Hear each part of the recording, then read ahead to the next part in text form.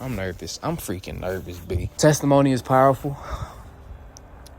Testimony can save, inspire, deliver, empower.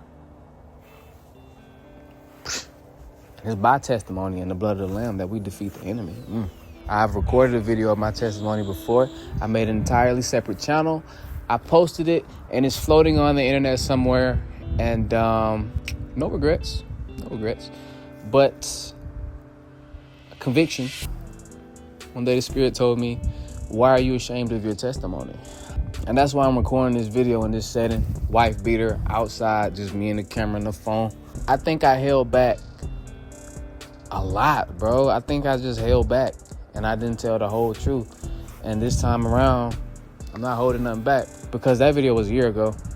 But I promise you, if you continuously read the Bible over a year, you will be a different person at the end of it. I promise you. With church and people and there's so many things, but I'm not making this video for me.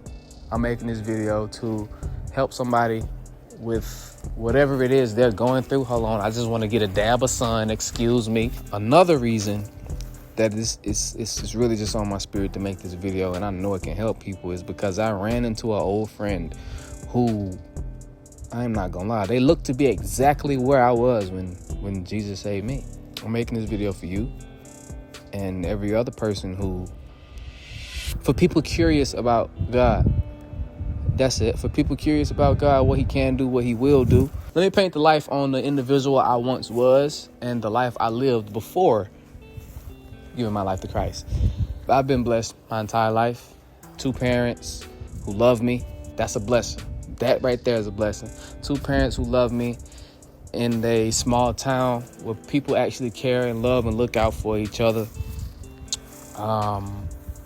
Grandparents, had both of them, both sets. But I've been blessed and surrounded by love most of my life. And that's my biggest blessing, to be honest. I feel like, because it set the foundation for who I am now. But however, as we continue to grow and develop as preteens and teens and whatnot, we develop bad tendencies, habits, etc. I used to be very angry, very impatient, very self-centered, entitled. Yep. I don't like that guy. I really don't. I look back on him and I just want to slap him. Like, bro, what is wrong with you? And if I'm being honest with y'all, bro, I pretty much floated through life the first 16 years. And it is stuff that happened in my childhood that genuinely, like, trauma and impacted who I am today. But it's like, I don't realize it. I ain't realizing until looking back on it. But I feel like life got real for me when I graduated. Actually, my senior year. Yeah, I played sports all of my life. I've always been an athlete, from football to basketball to baseball to nowadays a nigga box. So I always been an athlete. My senior season of high school, I broke my ankle, dislocated my ankle, ended the football dreams. I had to learn how to walk again. Yeah. So basically, imagine your knee straight, right? But your ankle like a whole 90 degrees. Yeah, that was me. So dislocated my ankle my senior season. That whole senior year was basically rehab. I did play a little baseball towards the end of the year. Wasn't the same. Yeah. But went to college. Went to college because that's what you do. Went to college because that's what everybody puts on you, from your parents to your teachers. Everybody, go to college. So I went to college. COVID hits, sends everybody home, right? I'm back home. I pick up a job. I start working, etc., etc. My grandma passes away. And that woman was a true anchor in my life. She was the one as a kid when I went to cry and complain to about whatever it was my parents did to me that day. She showed me so much, man. And she was one of them people who kept it real with you always. No, she always kept it a buck with you, even if it hurt your feelings. She was gonna tell you. She had such a giving heart, always giving away, bro. And I truly pray that I can reunite with her in heaven one day. That's the goal, bro. But I'm sorry. My grandma passes, and when she passed, that was another wake-up call, because at her funeral, I saw all the lives she touched. And that stirred something in me to the point of like, I want something like this. I want to touch people, because my grandmother was a teacher. She was a teacher. I knew at this time I'm an angry, impatient young man. I knew I didn't have the patience to be a teacher, like just personally. And but one thing about me throughout my whole life growing up, I love stories. Whether it was a game, whether it was an anime, whether it was a movie, I love stories. And over the course of that summer, I realized that, bro, I may not be a teacher, but it's possible that I could teach some people through stories.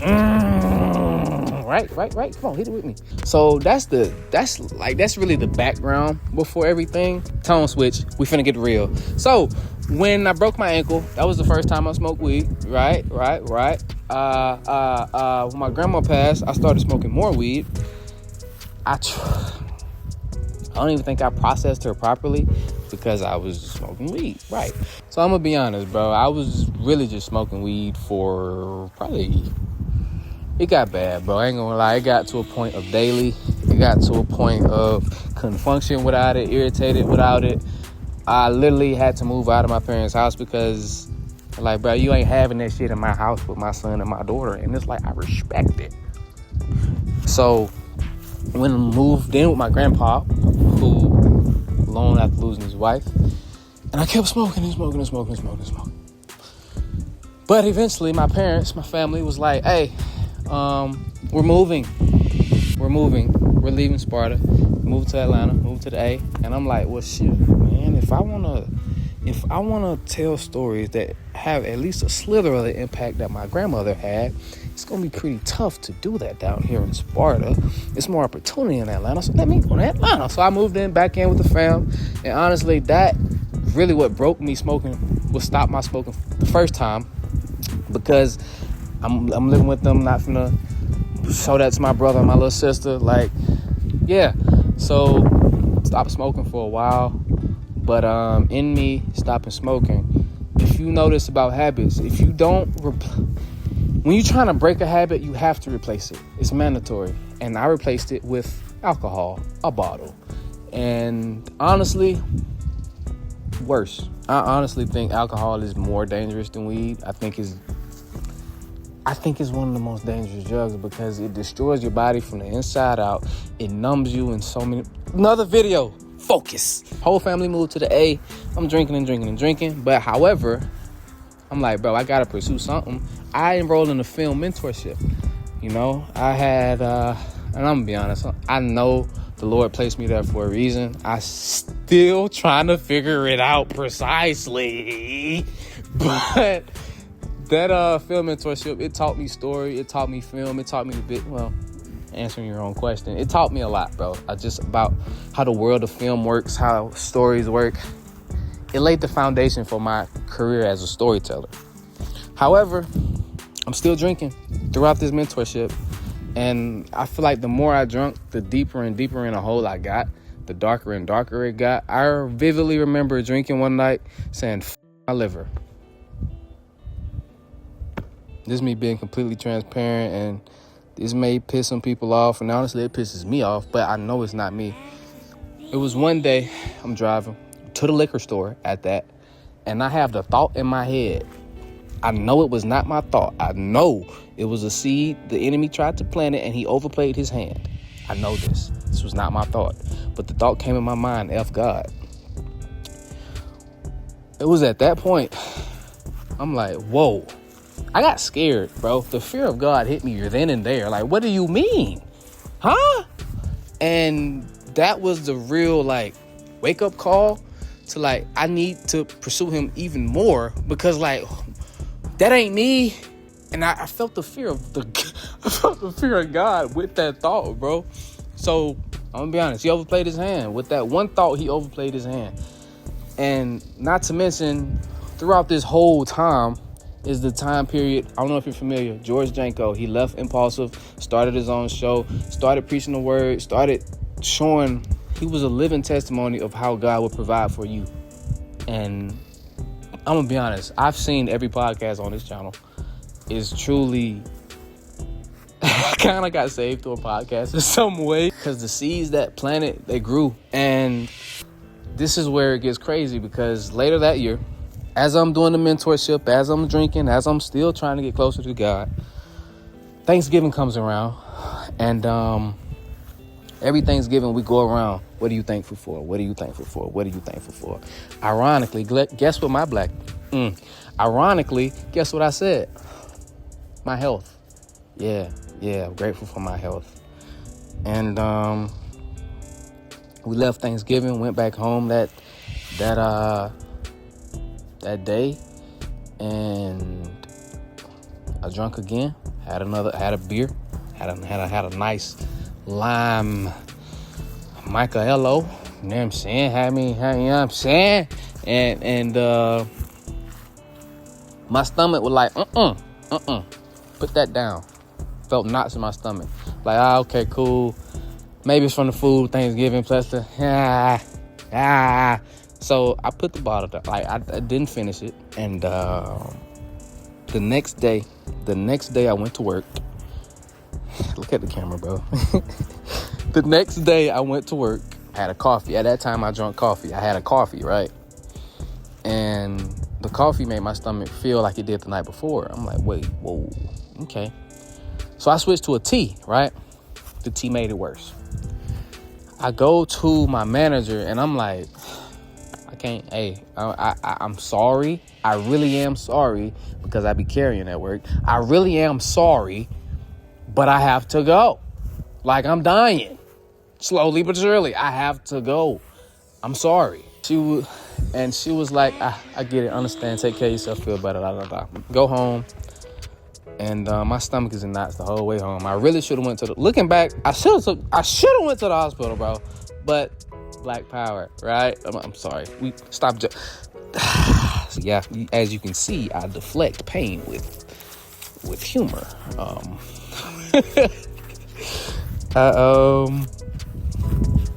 Bro, I drove home. I got home. Man, that's when it really hit me. Like I ain't gonna say the pain got worse and worse, but like when it can't, like it was, I felt it because I wasn't stimulated in no way. I'm just sitting there in the pain, and my stomach, like, bro, I kid you not, my stomach felt in knots. It felt upside down. It just a constant stabbing pain, bro. And that I went to the bathroom. I'm like, bro, I gotta do something. I can't just sit and suffer like this, bro. I ran the shower, hot as water as it can go, and I literally laid in that shower, just letting that hot water hit my stomach, bro. And as I'm laying there in the shower, bro, that was the lowest point I've been at, because I felt like I had no one. I'm home alone. I had nobody to call. I wasn't finna drive to no hospital. After that, no, in that tub, bro, I cried out to the Lord. I cried out to God. It was at that moment, I'm like, God, help me. Like, help. And he helped. Looking back at it, I felt this presence for the first time. I felt this presence for the first time, looking back at it. And not that he took the pain away. No. But he gave me peace. He gave me peace in that moment, and peace to get through the day. And bro, I didn't know at the moment, but I knew that whatever it is that just happened, whatever it is, at the time I didn't know what it was, but whatever, I didn't know it was his presence at the time, but I was like, whatever this is, I need more of it, bro. Where has this been my whole life? Like, whatever this is, I need it, bro. And that was the defining moment for the rest of my life, in all honesty, because I'm not turning away from Christ. That was the defining moment in my story. I stopped drinking. Didn't drink for months. I went and bought my own bottle. I ain't gonna lie, it's a big boy. It's like a textbook. I had to get another one because I ain't trying to carry that around and stuff. Respectfully, Lord, I love you. But like, that was it. At that moment, it was like, bro, okay, he met me in that bathroom, bro. Like I felt his presence in that bathroom, and seek first the kingdom. That was all George was preaching on his podcast at the time, and that is all I heard. I'm like, how do I seek it? By reading his word. How can you know God? How can you know God without knowing his word? Make it make sense. So I became obsessed with it. Read my Bible every single day. Started from the cover. I'm going to read it cover to cover. I am currently, as of right now, in Galatians. No, wrong. I finished it. I'm in Ephesians 5. Excuse me. I'm sorry. That's where it started for me. And read your Bible. Buy your Bible and read it. Because the Lord revealed himself to me through his word. And I started going to church. Yeah. On and off. At one point, I was very consistent. Got a little church hurt, fell out. But, hey, we looking to get back into it. So, bro, don't allow church hurt to stop you from reading the Bible, bro. Because you can't expect perfection from imperfect people. We worship a perfect God, but he uses imperfect people because that's just how gracious and loving he is. The thing is, like, I did not get away scot-free from all that drinking, bro. I had GERD and still do. And if you don't know, it's just bad acid reflux. Bad acid reflux or burning in your chest, like this area, your sternum area. And I've had GERD since then. Like if I eat too much spicy or citrus related foods, my acid reflux get to going. Self-diagnosed. I did go to a doctor, by the way. I did eventually go to a doctor, and he prescribed me stuff for GERD. So he didn't tell me, but with the prescription he gave me and the fact that it was working. You feel me? I stayed in that word. I kept going to church. And last year of November, I got baptized. Not 2025, 2024. 2024 in November, I got baptized. Last year was that year mark. I remember, bro, it's so crazy because, like, my hometown is a festival called Pine Tree. And I didn't even tell, like, I've been so ashamed of my testimony. I didn't even tell my family any of this. They might find out through this video, we'll see. I didn't even tell them about it until the day before they were going down. They literally went down and came back just for the baptism. My best friend, Malcolm Clayton, I love you, my brother. He showed up for the baptism as well. And I'm gonna be honest, bro, God will place people in your life to bring you closer to him. Because during all that time, he gave me a CD of the Bible. It was the Bible CD. I'm gonna find it and put it on screen somewhere. But it's basically a portrayal of the Bible from cover to cover. And bro, I cried so much watching that video, my God, so much. And it's a point in that video, like, I forgive them, Father, for they know not what they do. That broke me, brother. I was crying so crazy. And this was earlier in the walk, of course, before the baptism and all that.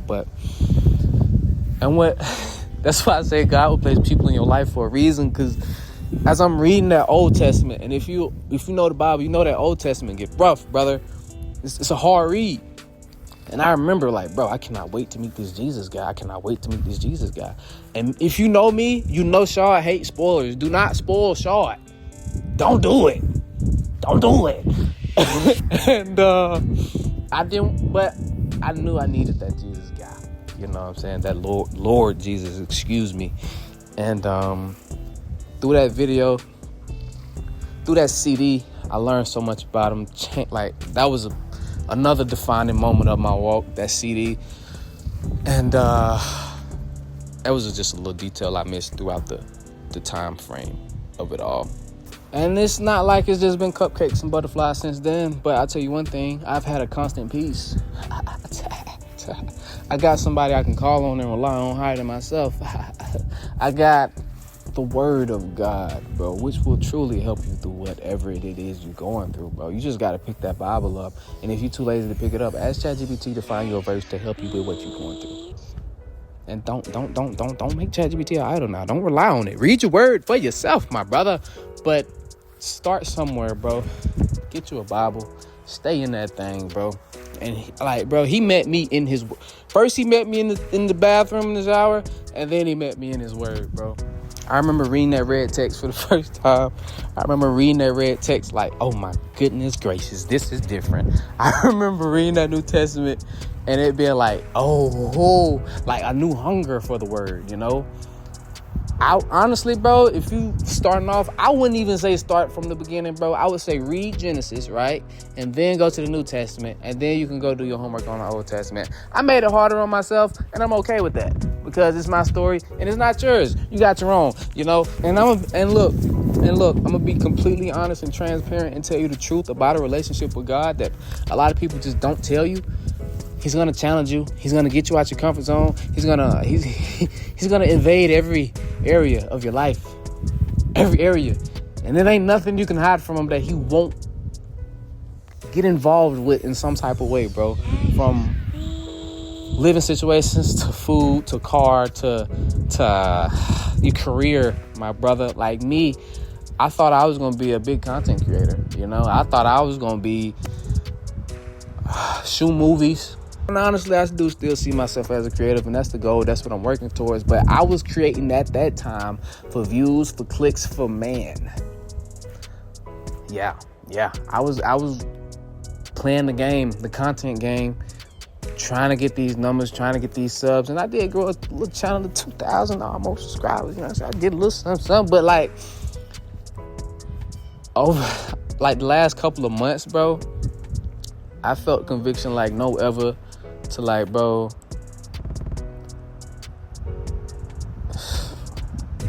what are you chasing numbers for? Who is this helping? As of right now, this might be the last video I ever make. I don't know, brother. I don't know, man. He's broken me down to such a place, bro. He's broken me down to such a place that I'm willing to put this camera down forever. I'm willing to because if he don't, I want to be obedient. I don't want to live outside of his will.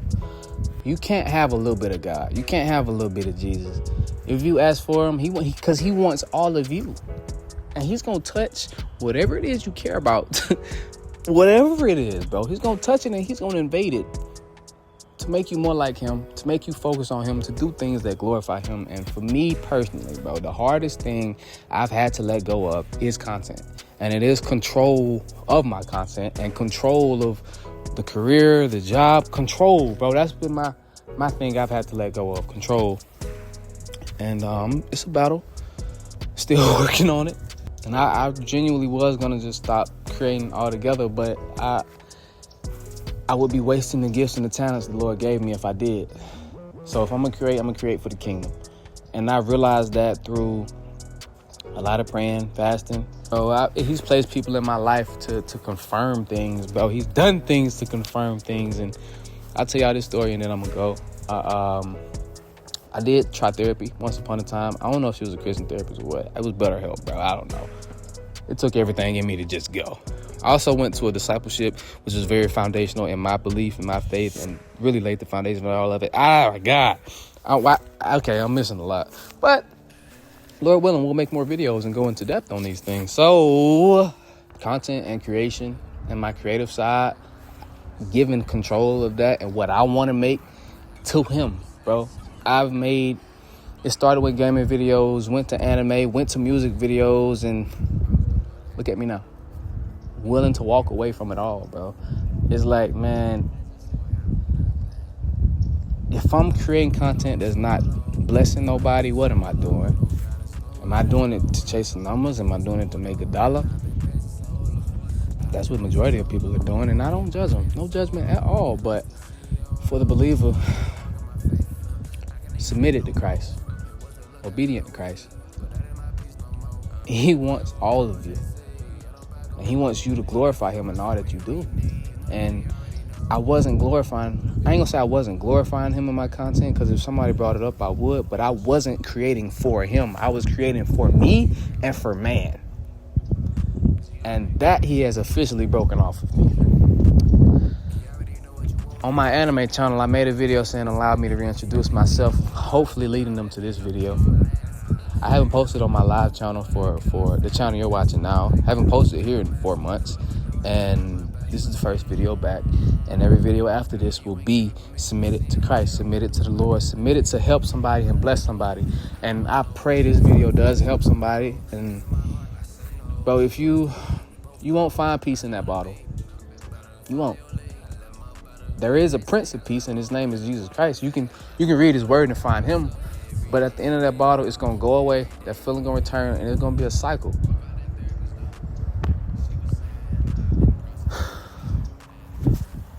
And yeah, I guess that's and there's some bits and pieces I'm missing that I'll realize when I'm editing and be like, how could I? but nah, I'm owning my testimony now. You know, I'm not ashamed of my testimony no more. Yes, I was a fucking alcoholic, brother, straight up, and the Lord delivered me from that. I don't drink by myself. If I do have a drink, it'll be with a friend. And besides that, I'm good. I'm good, boss. I'm good. And dang, that felt good, brother. Like, man, if you know me personally and you think I'm capping, call me. Let's have a conversation. Because you will see, and maybe it's come across through the camera, I don't know, but you will see a different person entirely. If you knew, like, can't make this up. Again, I can't make this up, bro. For 5 freaking years, I kept creating out of passion and love for it. And if I continue to create over these next 5 years, it's gonna be for Christ. It's not gonna be just vanity, just to make somebody laugh. And I do love to make people laugh, and that's why I still have an anime channel. And I'm probably gonna stream over there only. Like, I might just turn to a freaking streamer part-time. We'll see. But I'm streaming for Christ. You know, I'm going to create for Christ. And I'm not going to be ashamed of it. And I'm not going to allow my content to be dictated by man, by the world. I'm not. Because the enemy is real. That's his biggest weapon. Because a lot of y'all don't even think he's real. And sorry. Let me get off the soapbox. That's his biggest trick. If you don't believe in him, he got you wrapped around his finger, manipulating you in every way, and you don't even know it, because he planting them thoughts in your head, got you doing things that you shouldn't work. I mean, stop. I'm sorry. Am I yapping? I might be yapping. If I had to wrap my testimony up in a single sentence or a couple sentences, it would be I was looking for peace in a bottle or a plant. I found it at my lowest place when I cried out to the Lord. And then he continuously gave it to me in his word.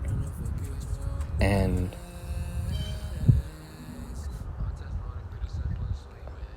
I can't go back. Once you know, you know. I used to say I want to create for a living. I don't care about that anymore, bro. I'm so detached from this world. If he split the sky tomorrow, I'm celebrating. Sorry. But I've also come to the conclusion, and I'm gonna be honest, this might sound a little dark, but I kind of been like, what is the freaking point of any of this? What is the freaking point, man, of any of this, bro? And then I think it was a spirit that whispered to me to save souls. To save souls. And I just want to plant seeds here and let God do the rest. I want to be a obedient servant. Whatever he tell me to do, create, etc., I will do. Because I see hurt people. I see lost people. I see people drained and not knowing, like feeling, and I'm in Christ, and I'm like, what's the point of life? And the Spirit told me to save souls. Without him, if I was in the same place, I don't know, bro, because I done had them thoughts of self-deletion. I done had them dark thoughts. I've been there, bro. I'm okay. I need to end the video because I'm yapping. We're gonna talk some more though. We're definitely gonna talk some more here, Lord willing.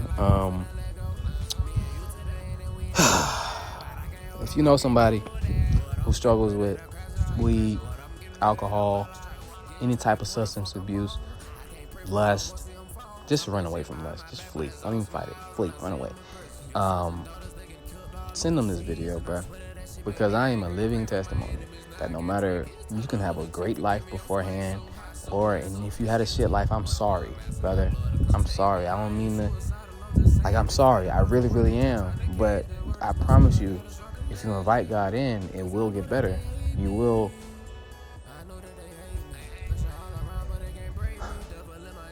become a new creature if you allow Jesus Christ in your heart. And I believe that 3,000% because I am a living example of it. I've ran into other living examples of it. And don't allow religion. Get goddamn close.